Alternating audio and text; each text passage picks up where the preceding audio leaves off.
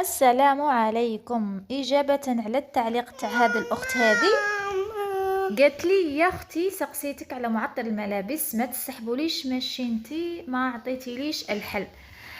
اذا ما عطيتلكش الحل سهوا مني ولا ما شفتش التعليق ولا لكثرة التعاليق اسمحي لي ورايحه نجاوبك ان شاء الله. ومع اني اعتقد اني جاوبت على هذا التساؤل هذا، فقط انت بالك راكي ما لاحظتيش.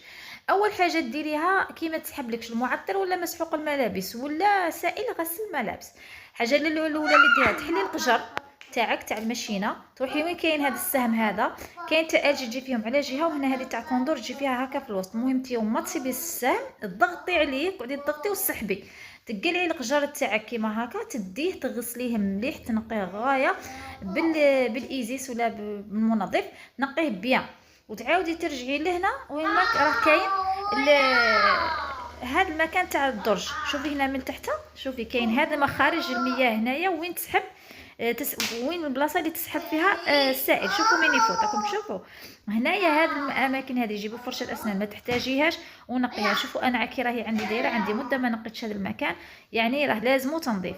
تجيبي هنايا فرشه اسنان وتنقي مليح وتنقي كامل البلاصه تاع هذاك الدرج هذاك، وترجع لك يعني عاديه ان شاء الله، وتسحب لك المسحوق والمعطر بشكل جد جد ممتاز. ما تنسونيش الجام والتعليقات الايجابيه والتساؤلات. والسلام.